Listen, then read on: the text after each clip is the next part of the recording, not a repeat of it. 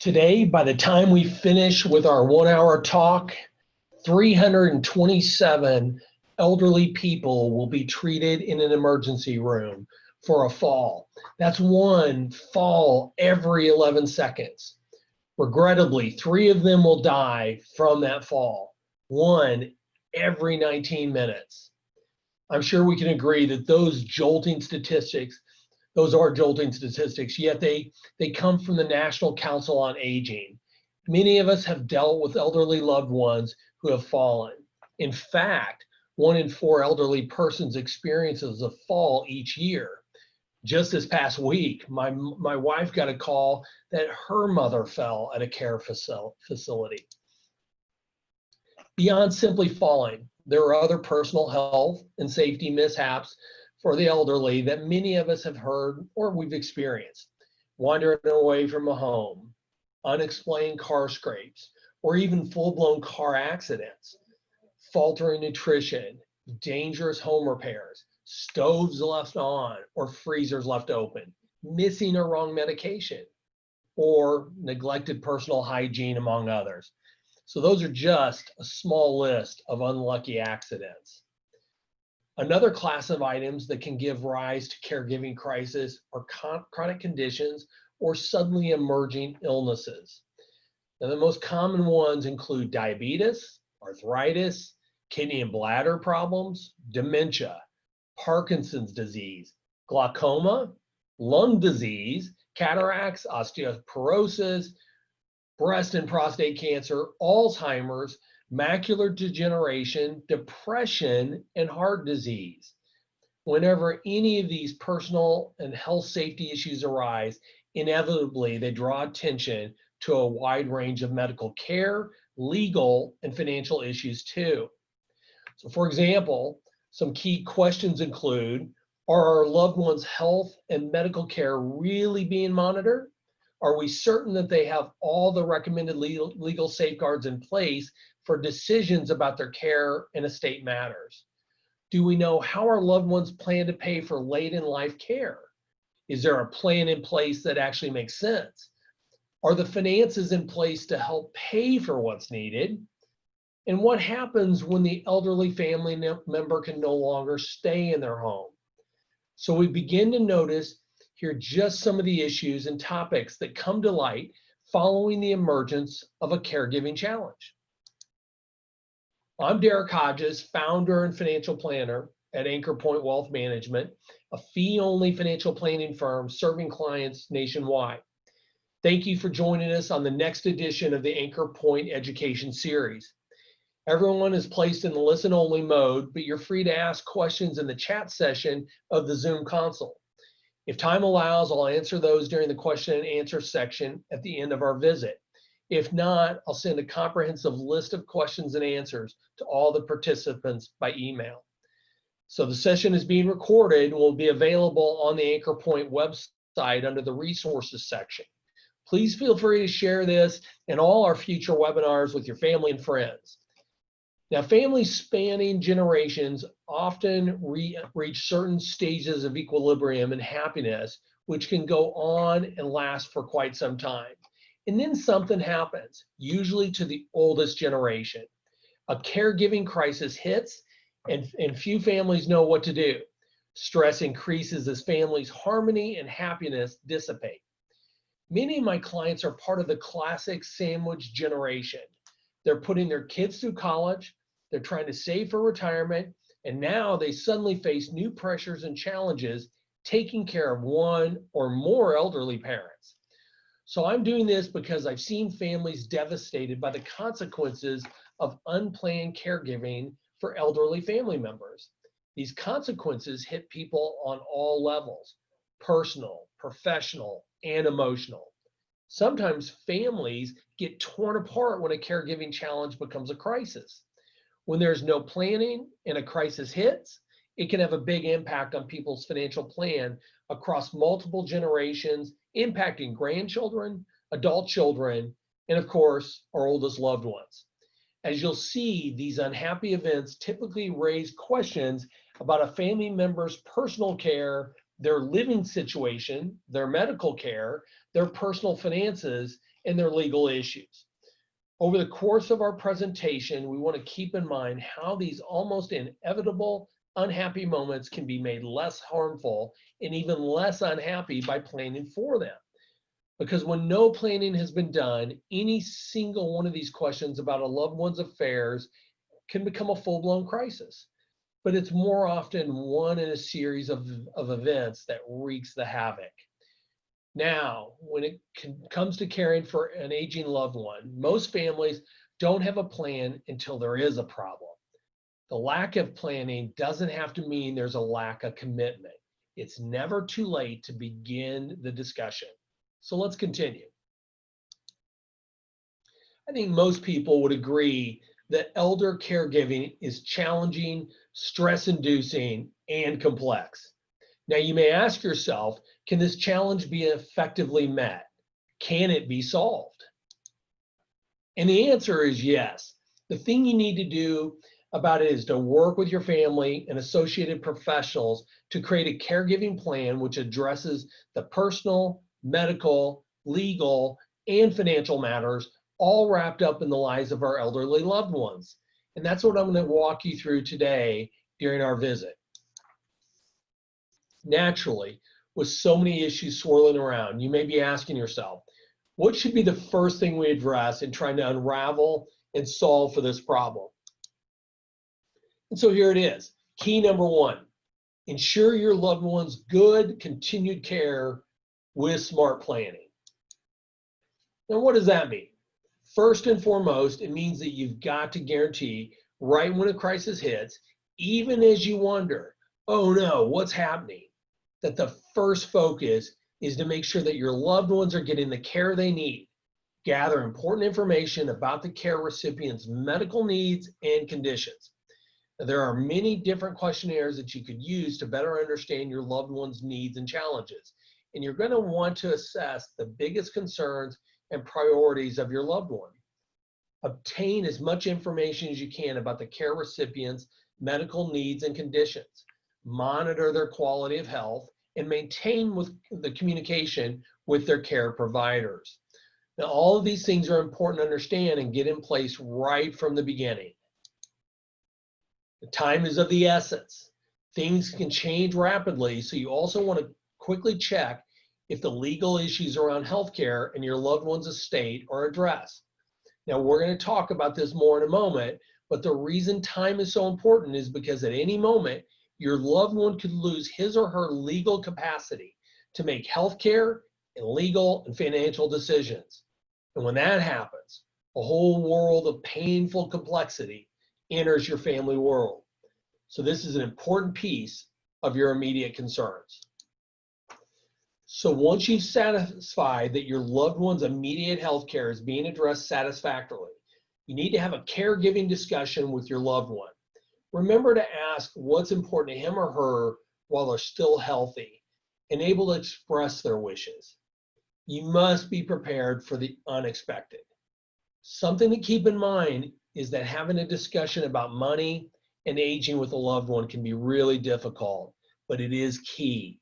It's essential that everyone have this conversation really by the age of 60.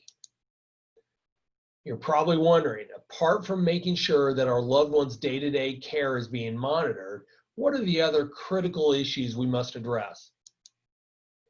That brings us to key two. A caregiving plan must address medical, legal, financial, and those personal issues. What exactly is a caregiving plan? Well, let's take a look.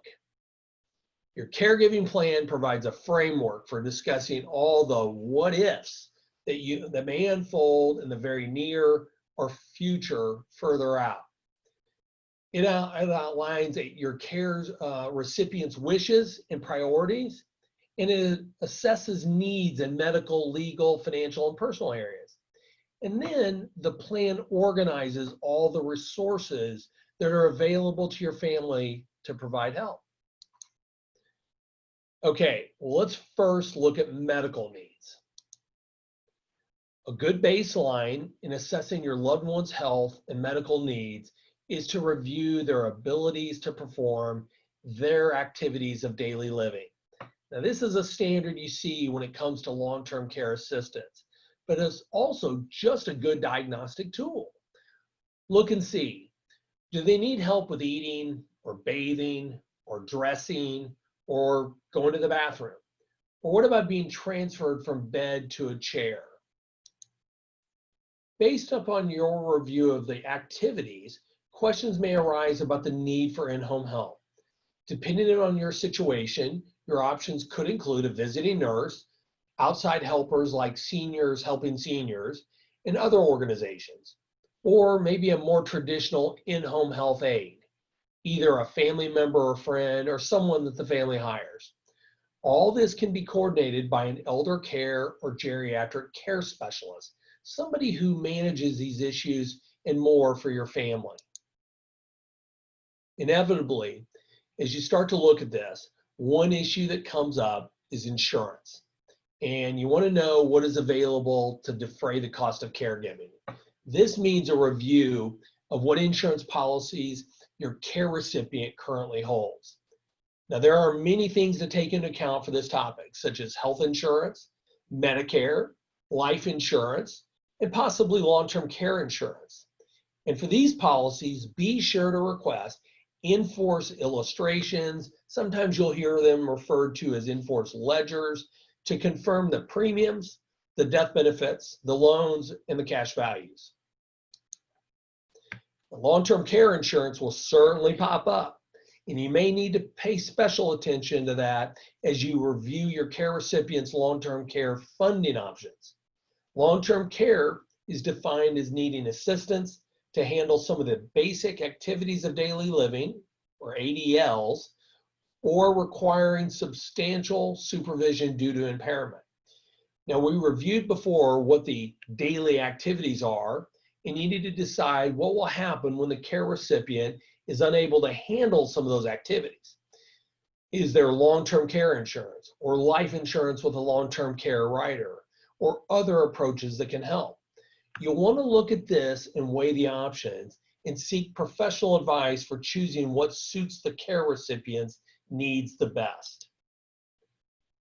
You might not be aware that if your loved one isn't poor or on disability, their health insurance care is likely going to be Medicare. And Medicare does not cover long-term care. A lot of people get confused by that. Only income qualified Medicaid covers it, or people who are on disability. Now, it's important to review all Medicare policies because you need to understand that it's not one policy. It's actually several separate private and government programs. We've all heard of Medicare Part A and B and D and the supplements and the Medicare Advantage plans, and it can really get your head spinning. On top of all of that, you need to review how premiums are being paid and get a clear handle on when the upcoming renewal dates are, because that is critical. And you don't want to have your coverage lapse because you didn't know what was supposed to be paid and when it was supposed to be paid. Those are the highlights of what needs to be addressed for the medical aspects of creating a caregiving plan. Now let's turn our attention to some of the legal things. A good place to start is reviewing and updating critical documents. These include things like powers of attorney, healthcare agents, and healthcare directives, a will, and trust. Of course, your financial advisor and your attorney are capable of helping you with these documents. First of all, these two are very, very important. The healthcare directive and the power of attorney should be considered top priority. So let's take a real close look at this. A care recipient can designate a healthcare agent as a surrogate or a proxy to make medical decisions. So if at some future time the care recipient is unable to make decisions for themselves, the agent can be a close relative or friend, but should be somebody known and trusted by the care recipient. In most states, the agent can make decisions at any time the care recipient loses the ability to make medical decisions, not just decisions about end of life. Now, the agent and the care recipient need to discuss values and qualities of life issues relating to big decisions about treatment and future medical situations. The care recipient should explain what she's asking of the agent and talk about why she picked him or her. The healthcare agent needs to know about the quality of life that is important to the care recipient and what medical treatments she would want if in certain situations. These discussions are important because the situations could occur that the care recipient can't anticipate, and the agent may need to base a decision on what she knows about the care recipient's values and her views of what makes life worth living. So these are not simple questions, and people's views may change. So the care recipient should talk with the agent in depth and repeatedly over time. For similar reasons, a legal proxy is also needed. Be sure that your plans also address the power of attorney issue. Now, there are two types of powers of attorney. There's a durable power of attorney, where an agent is authorized to act immediately upon the creation of the power of attorney. And then there's something called a springing power of attorney, in which the agent is authorized to act upon the care recipient's behalf, but only when specific criteria for legal incapacitation is met. Now, the powers given to a power of attorney agent can be limited and typically include handling financial and business transactions, buying insurance, setting up claims, operating business interest and making gifts, and all those kind of things.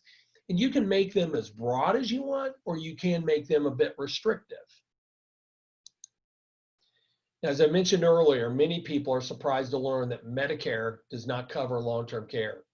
Only Medicaid does that for those who are income qualified. The cost of long-term care can deplete your loved one's finances if they're not planned for it. There are ways to achieve coverage through Medicaid asset protection, but the rules are very stringent and complex. You'll need to make financial and legal adjustments to make that happen, and you really want to delve into that very carefully. Another important legal issue to address is the estate plan. Find out if the care recipient has a will and an estate plan. Do the documents need to be updated? Will a will be sufficient? What if it's not? Maybe a trust needs to come into place. Estate planning, though, is for everybody. I hear too often people say, well, I don't need that because I'm not wealthy. You don't need to be Bill Gates or Jeff Bezos to have an estate plan. You need an estate plan. We all do. And so there are different aspects of the estate plan that all of us need, regardless of our income or our wealth. So those are the key legal issues you want to review in your caregiving plan. Now let's take a look at the financial stuff. Take a detailed look at your loved one's finances. Look at what their tax situation is, as well as their sources of income, recurring expenses, and assets and liabilities. Also, you'll want to know the financial professionals in their lives who've been providing advice and services over recent years. Let's dive into some detail. When you're reviewing income and expenses, identify all the sources of income. Are there any pensions? What about IRAs? And what about those required minimum distributions on those IRAs? Do they have any annuities? What about life insurance? What's the situation with that? How about their investments? Any rental income? How about savings and checking accounts? Whatever sources of income there are, you need to get through all of them and get an understanding of them. Now, on the flip side, expenses to consider include, how is housing being paid for? What about transportation? What are those regular healthcare expenses? What's being spent each month for food and entertainment? And of course, drugs and medical care are important issues on the expense side. You also need to look at it from a perspective of assets and liabilities. What's that situation? Do they have a home, and is it paid for? Or is there a mortgage or even a second mortgage? Do they have a second home? And if so, what's the situation with that? Do they have any rental property? What's the situation with cash, the money markets, and the CDs? Is there any land, any bonds, equities, etc.? Create a list of all the assets they have, some of which produce income and some that don't. And then on the liability side, list the mortgages, the credit lines, credit card debt, property tax, and all those things. Another piece of the puzzle is taking a look at their current investments and their savings. Identify all the savings and investment accounts that are held by the care recipient and your family. What is the asset allocation of those investments? Is it appropriate? Does the allocation really match the care recipient's risk profile at this point in time? Again, a financial advisor can help with some of these questions and help you create a strategy for those investments if they're not clearly in place and defined. It's also critical that you review the titling and beneficiaries on all of these accounts. You've got to confirm this is done, and it's got to be done correctly. We've seen so many mistakes in this area over the years. It's really bad when you see somebody who passes away and then it turns out that the beneficiary on a big account is somebody the loved one didn't want to receive that, but nobody had looked at the account in years. You really want to confirm that all the beneficiaries and contingent beneficiaries on all these accounts are in place, that they're up to date, and that they reflect the care recipient's desires and needs. You need to do this not just for investments, but also for those insurance policies, those annuities, everything else. Because again, mistakes are found too late, and they can be painful and embarrassing, and you just don't want that to happen. Naturally, as part of your review, you're going to want to identify the financial professionals involved in your loved one's lives.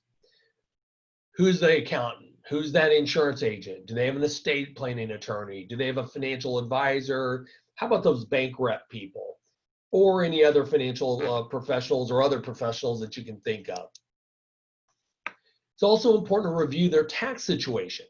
Understand how the taxes are being paid on income and property, and who's filing those quarterly and annually. Is there in-home help that your loved one is paying for? Or are you getting ready to pay for? Are the proper taxes being withheld? Or is it being outsourced to a company?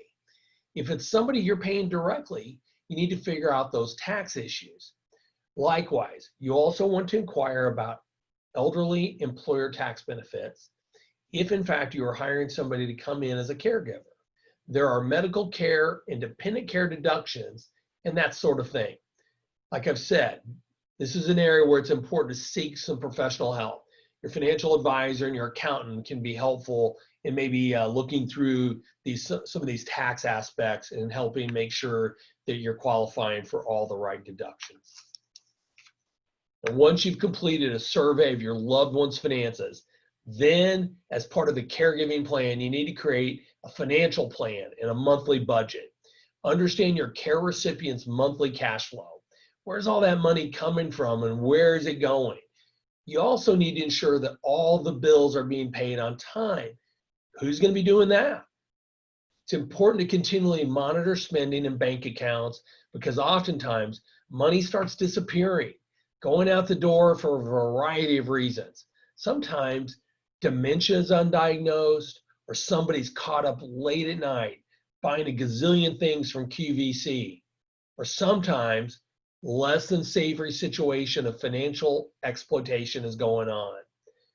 You really want to monitor to make sure this isn't happening. I can remember not too many years ago, a client of mine, widowed, became a subject of a fraud. She just frankly got confused. She had probably the early set of dementia. Her family had all kind of moved away from the area. And before very long, she became a victim of identity theft and frankly, direct fraud that she participated in. These happen and they're happening at an alarming level. So we really want to try to step into the lives of our elderly folks and try to help them with this. That covers the financial piece to some degree, but you will also need to address the personal side of things. So let's look closely at the personal needs of your loved ones and what living options appeal to them. All right, everybody wants to stay at home as long as they possibly can. But when the end of that road comes and something else has to happen, what are those other options? Is it moving in with a family member? Or is it moving to a retirement facility? Or some type of assisted living? Or maybe another option? Make sure that your loved one is taking advantage of all the benefits that they qualify for. Many families aren't aware of all the benefits available.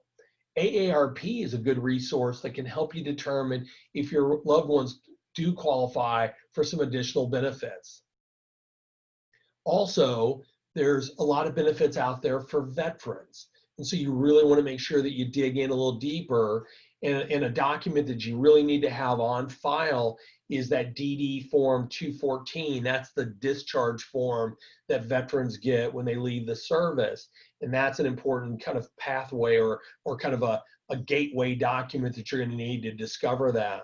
Another thing to check is a website called benefitscheckup.org.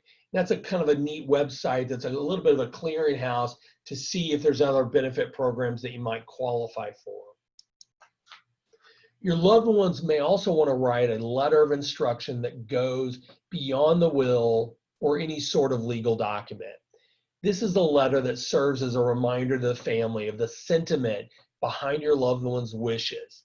I sometimes refer to these kind of as love letters. It has no legal authority, but it's also like a final message from a loved one. It's intended to be the latest, most up-to-date version of what they want to say and what's important to them, conveying those values that we were discussing earlier.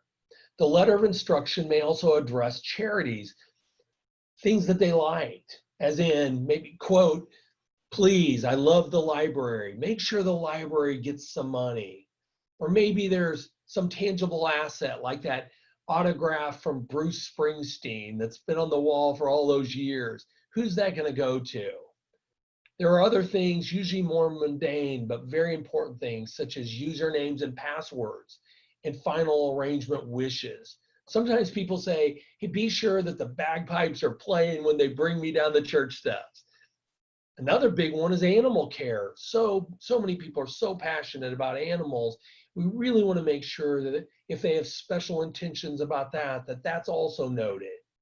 And oftentimes people want their obituary to be essentially written, and that can be a great expression. So we really want to think through a lot of these things that go well outside the scope of the legal part, but are very, very important. One other important thing to address on the personal front is make sure that all these documents we've mentioned are complete and up to date.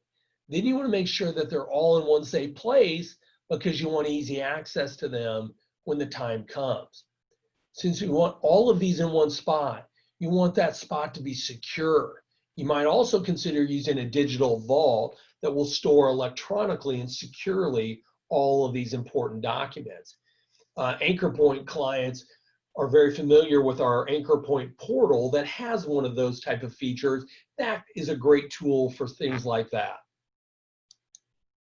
Okay, so let us get through now. We've kind of gotten through all this heavy technical stuff. We're also getting through the part where my voice is going away. So that might be a good thing, right? But many of you might be thinking to yourself something like, wow, all right, well, what about the stress and strain it puts on the rest of the family, especially me? That's a great question. So that's going to bring us to key insight number 3. Caregiving always impacts the rest of the family in a big way. And that really needs planning too. It needs to be addressed. It just can't be unspoken elephant in the room. And I've seen this really firsthand now, unfortunately, a couple times. When my dad was at the end of his life, my mom provided just this unbelievable level of care.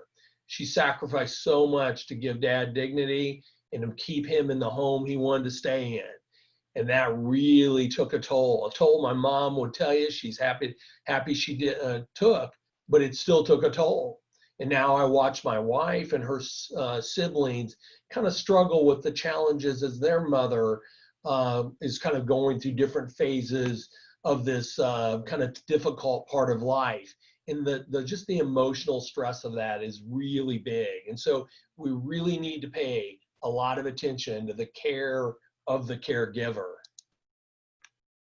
So let's just take a second and look at some of the statistics on this. Becoming a caregiver is a likely occurrence for so many of us. The latest AARP survey says that there are 34.2 million elder caregivers in the US. That number is expected to grow as the population ages. And 75% of the caregivers are female with an average age of 46.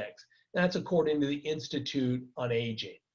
Deciding to become a caregiver is a huge decision, and sometimes it occurs suddenly when something unexpected happens to your loved ones. But remember, you're not alone, and it's important that you recognize that the caregiving plan really must address the caregiver's needs too. Because when that stuff hits, it's challenging. There are demands in your personal and professional life. There can be a loss of income plus additional expenses, and stress at home and disharmony within the family. And almost inevitably, burnout and other emotional effects hit. The issue needs to be addressed right from the beginning. As I said, it's not an easy task, but caregivers often get very caught up in delivering care to their loved ones and feel that it is something that they have to do. But it can cause them to forget about their own needs and wants as well. Here we see the sad truth that caregivers are susceptible to depression and anxiety. 23% of caregivers have moderate to severe depression, and 33% have moderate to severe anxiety. So caregivers need to take care of themselves too and be supported by the entire family. Caregivers and families may want to take advantage of services specifically aimed at their situation. This could be something like getting a geriatric care or elder care manager involved. There are visiting nurses, in-house aides, adult daycare, and a variety of other services. It's important that you're aware of these services so that you can consider working them into the caregiving plan whenever possible. There are also organizations and services to help the caregiver. There are people who can organize healthcare information for your family and negotiate bill payments, others who locate and hire nurses and therapists, or schedule and attend doctor appointments, and others who run errands, cook, or offer companionship. There's also help available in the form of technology. Most well-known are personal emergency response services like Life Alert or Great Call, where the care recipient wears a device where they can press a button and get help right away. These have really advanced in abilities and stylishness over the past several years. So I recommend that you look into them even if you think mom would never wear it. There are also medication reminders, medication being a critical piece of well-being. You probably already know of Skype and FaceTime and other services like that that will allow you to check in and say hi. Finally, many websites or apps offer a digital vault to store medical information like your list of doctors and prescriptions and other things like that. Many technologies exist and they do relieve some of the burden for the caregiver. For some of you, the help we've discussed will enable you to preserve your job, and that is a great thing. Keep working if at all possible, though of course sometimes it's just not. If you are employed, inquire about benefits such as the Family Medical Leave Act.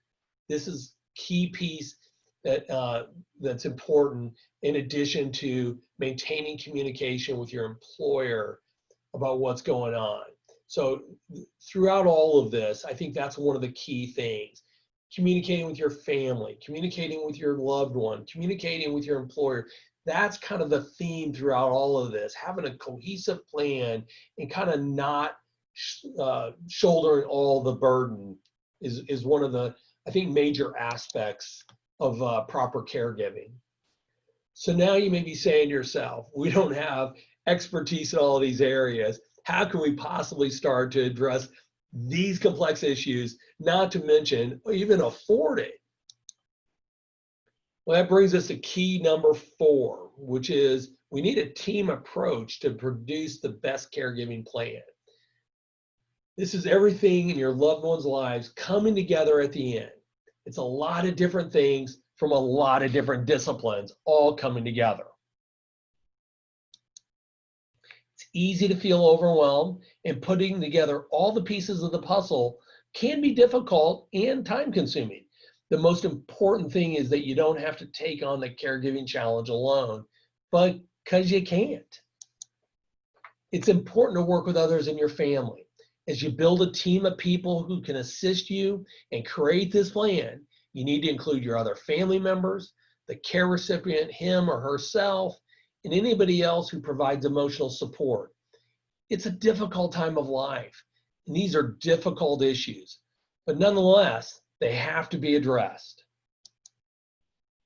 You definitely want to seek professional advice when developing your caregiving plan.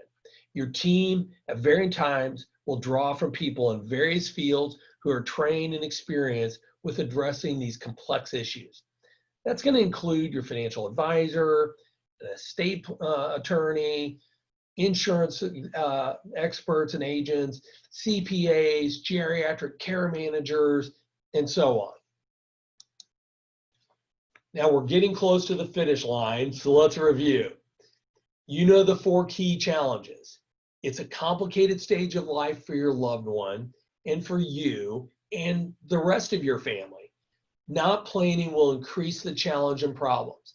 The key issues that need addressing, we've run through them, are medical, legal, financial, and personal. And you know, it really does require a team approach to succeed. Some of the things may be running around your mind at this point because they're common reactions when people sit down and kind of think through these issues. What are some of those? I've never done this before and it's really complicated. The stakes are too high here to ignore the issue. Mom or dad's health, wealth, and well-being need to be attended to. I don't have enough experience in healthcare for the elderly to manage these issues. We're going to need help understanding the financial issues or legal issues involved here. All of these things are natural, so don't be too alarmed. It is complicated, but it can be solved. So let's kind of get started with the plan. I think you can now see that this stage of life is extremely complicated, and not planning ahead will bring an array of difficult and painful experiences for the whole family. We know that it's imperative to do all we can to guarantee continued good care for our loved ones. Some of them will have a long, slow, and relatively safe decline, while others will go through a quick, shocking episodes of illness and deterioration. We've got to have a plan in place, and it's got to be the best workable plan. We know that often one family member has the burden of overseeing, if not actually delivering, much of the care. This situation can have dramatic impact on their personal and professional life. Their role needs to be acknowledged and supported, and good caregiving planning can help reduce the stress and improve the overall situation. I briefly described and introduced you to some of the major topics involved in caregiving so that the painful, costly outcomes for the entire family can be avoided.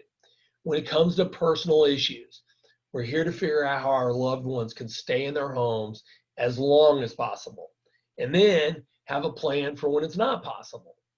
For medical issues, we need to understand our loved ones' wishes and how their decisions are made and communicated, especially when they no longer confidently speak for themselves. On the legal side, means putting into place and updating the range of legal documents related to our loved ones' estate and legacies so that their wishes are followed including an easy and efficient transfer of their assets at the proper time. And then on the financial side, financial planning is needed so that our loved ones' finances can best be organized to pay for their safe care as long as necessary. As I've said before, these personal, medical, legal, and financial planning issues will require the participation of professionals on your team from time to time. And these professionals can guide a family to varying degrees. All of what I've recapped here must be covered in the creation of a caregiving plan. It's the one comprehensive way that everyone involved, all generations, can be assured that the care of their loved ones can be handled well. I'd like to help you get started with this process of creating a caregiving plan. So feel free, schedule a 30-minute phone consultation, and we can talk through what have you done. Oftentimes we find when we visit with our friends and clients that they've actually done a great job. They've already got a lot of these things worked out. And unfortunately though, there may be more. And sometimes you just kind of need that reset, and maybe somebody peeking over your shoulder to say, ooh, what about this or that? And there may just be a few gaps in your caregiving plan. Or maybe you are just getting started and we can offer you some tools that might help to aid your journey in this. And that, I think, is the final thought, is this is a journey. This, like so many things that we do, our personal health, our personal financial health, these are things that you don't solve and then put away. These are things that we work on over time. And we kind of, like the shampoo bottle says, lather, rinse, repeat. That's what we do with so many of these type of topics. So what questions do we have? Let's take a second. Let me look through our chat box and see if we've got any questions that have come in. I know I did get, we had a few people who weren't able to attend live and had a few questions, and so I'll go through those. I'm a veteran. What benefits may I get? That's a great question, because first, veterans have done so much for our country. We as a society have said we need to do some special things for those folks and their families. And so for veterans, they have the opportunity to get things like aid for prescription drugs or direct medical care by clinics like what we have here in our community in Cape Girardeau. And then throughout the country, there's a network of veteran affairs clinics.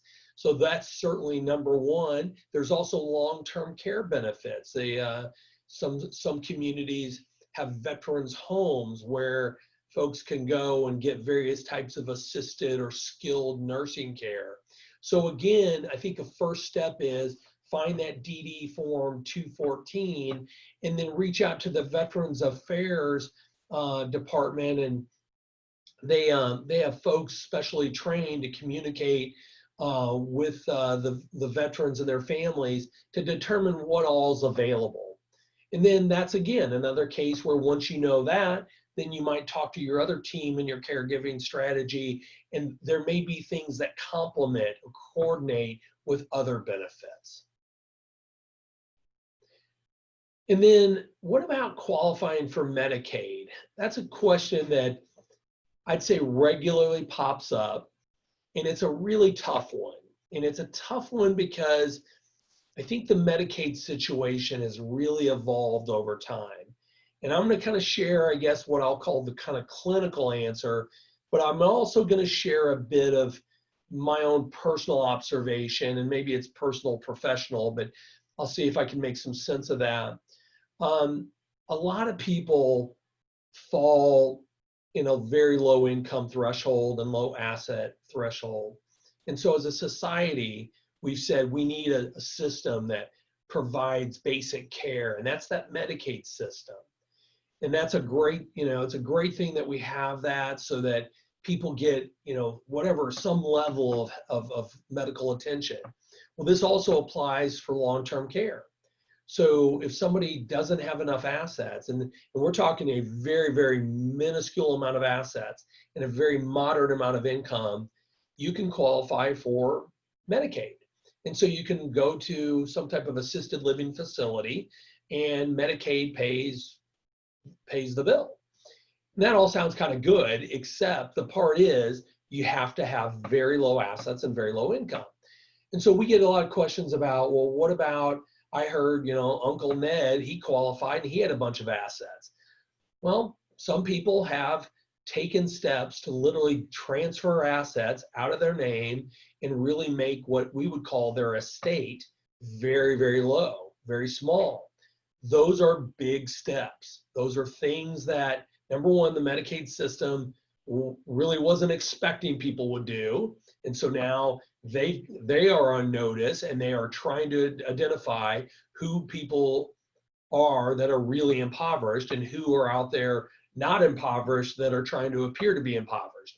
And so now we have things like look back provisions that say if you transferred assets, for example, 5 years ago, those assets still can be kind of clawed back into the calculation for Medicaid benefits.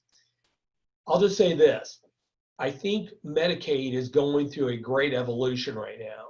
Medicaid essentially is bankrupt, and it probably is not going to get much better as the baby boomer population, one of our largest groups of people in America, continues to get older and needs more care. We already have a massive national debt that has been only made worse by the coronavirus. So do I think there will likely be great changes to Medicaid? I do. And I think that's really going to hit in this whole skilled and assisted living arena. And so what may have sounded appealing of qualifying for Medicaid may be less attractive in the years looking forward. I commonly say, the government's kind of big about looking for the lowest bidder on things.